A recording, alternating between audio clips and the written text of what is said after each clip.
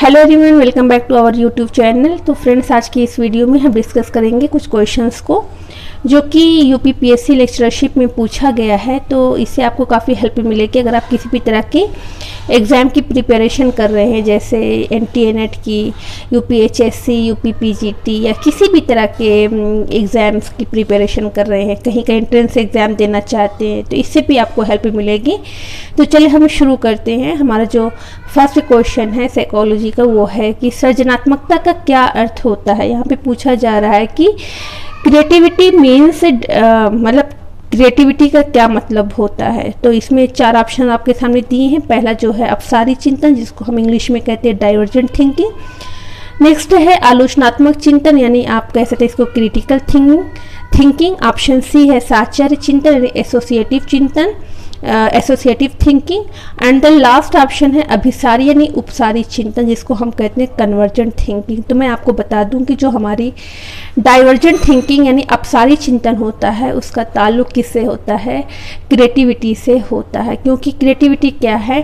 Creativity में आप देखते हैं कि जो डाइवर्जेंट थिंकिंग है उसमें हम जो दिए गए अल्टरनेट्स हैं उसके अलावा हम अपनी तरफ से कुछ सोच करके, कुछ नया थिंक करके, कुछ नए तरीके से कुछ प्रोड्यूस करते हैं, और यही क्रिएटिविटी कहलाती है। जबकि जो कन्वर्जेंट थिंकिंग होता है उसमें हमें दिए गए ऑप्शंस में से ही हमें कोई ना कोई सॉल्यूशन ढूंढना होता है, जबकि डाइवर्जेंट थिंकिंग में हम अपनी तरफ से कुछ नया सोच सकते हैं, कुछ नया सृजित कर सकते हैं। तो इसको सृजनात्मकता कहा जाता है। तो option A is the correct answer, यानी क्रिएटिविटी क्या है? Creativity means divergent thinking.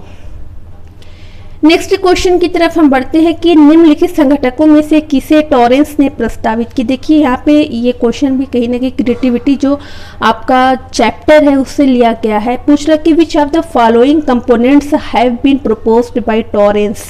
यहाँ पे चार ऑप्शन दिए हुए, इसमें पूछे इन तमाम कंपोनेंट्स में से कौन सा कंपोनेंट किसके जरिए दिया गया? टॉरेंस के जरिए दिया गया है। तो इसमें फर्स्ट जो है अपसारी चिंतन है, सेकंड जो है विस्तरीकरण। अपसारी चिंतन वही पूछ रहा है कि डाइवर्जेंट थिंकिंग, विस्तरीकरण किसी चीज़ का विस्तार करना, एलेबोरेशन। थर्ड ऑप्शन है रूपांतरण यानी transformation. And the last option है लचीलापन यानी फ्लेक्सिबिलिटी। तो मैं आपको बता दूं, टॉरेंस ने जो क्रिएटिविटी के कंपोनेंट्स बताए हैं उसमें उन्होंने बताया है एलेबोरेशन एंड फ्लेक्सिबिलिटी। तो इसमें दिए गए ऑप्शंस में जो है वो है एलेबोरेशन एंड फ्लेक्सिबिलिटी, यानी आपका option C is the correct answer, यानी सेकेंड एंड फोर्थ ऑप्शन आपका क्या है? करेक्ट है। नेक्स्ट क्वेश्चन की तरफ हम बढ़ते हैं कि बालकों में सृजनात्मकता विकसित करने की विधि क्या होती है। देखिए ये भी कहीं ना कहीं क्रिएटिविटी टॉपिक से लिया गया, ये बहुत ही इंपॉर्टेंट टॉपिक है कि किसी भी बच्चे में अगर आप चाहते हैं कि उसमें क्रिएटिविटी डेवलप हो तो उसके लिए कौन सा मेथड मतलब यूज़ करेंगे as a teacher, as a parents, कौन सी मेथड को आप यूज़ करेंगे। तो इसमें मैं आपको बहुत ही ईजी क्वेश्चन है, इसमें कह रहा है मस्तिष्क उद्वेलन।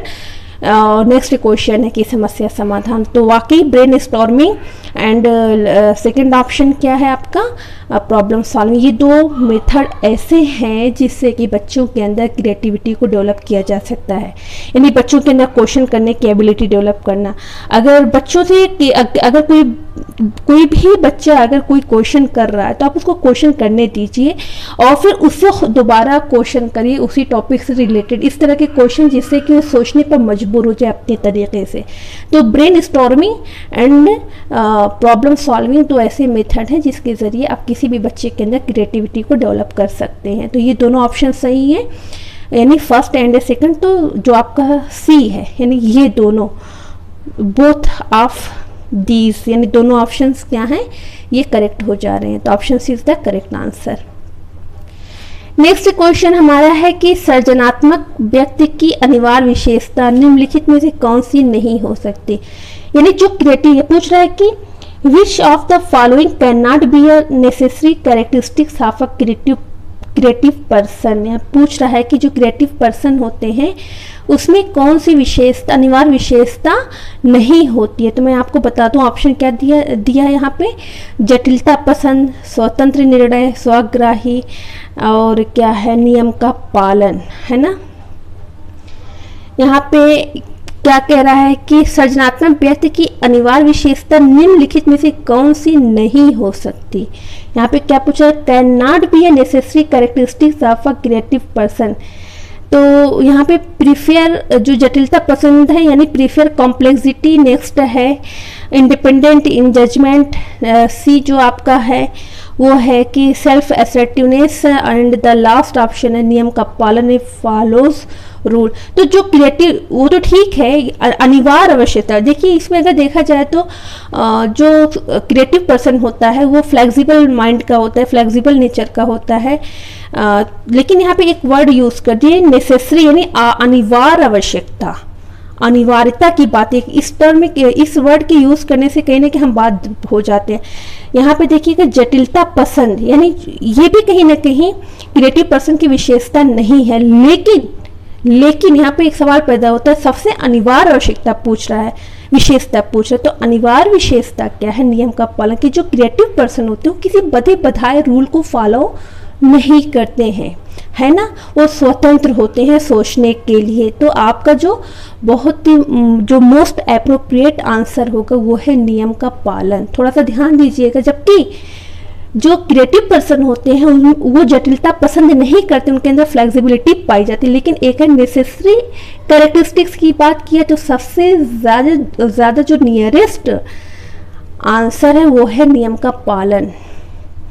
यानी ये लोग क्या करते हैं कि रूल को फॉलो नहीं करते, किसी फिक्स्ड रूल को फॉलो नहीं करते, अपने तरीके से किसी भी प्रॉब्लम को सॉल्व करने की कोशिश करते हैं। नेक्स्ट क्वेश्चन की तरफ हम बढ़ते हैं। इसमें पूछा जा रहा है कि रिमोट एसोसिएशन परीक्षण का उपयोग किसके मापन के लिए किया जाता है। ये भी देखिए क्रिएटिव टॉपिक से ही आया है, क्रिएटिविटी वाले टॉपिक से। इंटेलिजेंस एंड क्रिएटिविटी का जो चैप्टर है उसी से लिया गया है। कितने क्वेश्चन, 3-4 क्वेश्चन तो आपकी क्रिएटिविटी से लिए गए हैं। रिमोट एसोसिएशन परीक्षण का उपयोग किसके मापन के लिए किया जाता है। तो रिमोट एसोसिएशन परीक्षण का जो उपयोग किया जाता है वो क्रिएटिविटी को मेजर करने के लिए किया जाता है। ठीक है, नेक्स्ट क्वेश्चन की तरफ हम बढ़ते हैं। वो है कि संगम उपागम किससे संबंधित है। क्या पूछ रहा है कि confluence approach is related to, यानी जो संगम उपागम है वो किससे संबंधित है। तो संगम उपागम यानी confluence approach is related to creativity, यानी जो कन्फ्लुएंस अप्रोच है वो क्रिएटिविटी से रिलेटेड है। नेक्स्ट क्वेश्चन की तरफ हम बढ़ते हैं कि सत्य बहुलक निकालने का सूत्र क्या है। यानी क्या पूछा, formula used for calculating true mode is. क्या पूछा कि formula used for calculating true mode is. तो आपको मालूम है सत्य बहुलक निकालने का जो फार्मूला वो होता है बहुलक, यानी mode is equal to 3 median minus 2 mean. ये फार्मूला होता है ट्रू मोड निकालने का। तो option A is the correct answer. नहीं, क्या होगा, mode is equal to 3 median minus 2 mean. आगे हम बढ़ते हैं नेक्स्ट क्वेश्चन की तरफ। इसमें क्या पूछा जा रहा है कि किसी श्रृंखला में वो बिंदु जो वितरण को 2 बराबर भागों में विभक्त करता है कहा जाता है। क्या पूछ रहा है कि किसी भी सीरीज में the point in a series divided into 2 equal parts is called. नहीं, किसी सीरीज में वो कौन सा पॉइंट है जो वितरण को, डिस्ट्रीब्यूशन को 2 इक्वल पार्ट में बांट देता है या विभक्त कर देता है, उसे क्या कहते हैं, मीडियन वो सेंट्रल टेंडेंसी है जो किसी भी सीरीज में दी गई संख्याओं को 2 बराबर भागों में बांट देती है। तो इसमें option C is the correct answer. Next question है कि सांख्यिकी जो स्टैटिस्टिक्स शब्द की उत्पत्ति जर्मन शब्द से हुई है। जो है स्टैटिस्टिक्स शब्द की उत्पत्ति जर्मन के किस शब्द से हुई है। तो मैं आपको बता दूं स्टैटिस्टिक्स जो शब्द है उसकी उत्पत्ति जर्मन के स्टैटिस्टिक्स से हुई है, यानी आपका option C is the correct answer. Statistics के यहाँ पे थोड़ा स्पेलिंग ध्यान दीजिएगा। यहाँ पे जो जर्मन वर्ड स्टैटिस्टिक्स है उसकी स्पेलिंग है STATISTIK, लास्ट में के आएगा तो वो जर्मन वर्ड है। ठीक है। नेक्स्ट क्वेश्चन की तरफ हम बढ़ते हैं कि किस केंद्रीय प्रवृत्ति के माप का उपयोग तब किया जाता है जब दूसरी सांख्यिकी यानी मानक विचलन सहसंबंध गुणांक की गणना बाद में करनी होती है। मैं आपको बता दूं कि जैसे जब हम अदर किसी भी स्टैटिस्टिक्स का यूज़ करते हैं तो सबसे पहले हमारा क्या काम होता है, हम सबसे पहले चाहे हम टी टेस्ट निकालते हों या हम एफ टेस्ट निकालते हों या हम एस डी निकालते हैं यानी स्टैंडर्ड डेविएशन निकालें या कोरिलेशन निकालें, कहीं पे भी जब हमें कोई हाई लेवल के स्टैटिस्टिक्स को अप्लाई करना होता है तो सबसे पहला काम हमारा क्या होता है, सबसे पहले हम मीन निकालते हैं। तो यही पूछ रहा है कि किसी भी किस केंद्रीय प्रवृत्ति के माप का उपयोग तब किया जाता है जब दूसरी सांख्यिकी की गणना बाद में करनी होती है, तो मध्यमान का किया जाता है, मीन निकालते हैं। तो आपका option is the correct answer. Next question की तरफ बढ़ते हैं कि निम्नलिखित में से कौन सा सूत्र कोटिक्रम यानी कोटिक्रम अंतर्विधि से संबंध की गणना करने में उपयोग किया जाता है, सहसंबंध की गणना करने में उपयोग किया जाता है। क्या पूछ रहा है कि which of the following formula is used for computing correlation by rank difference method.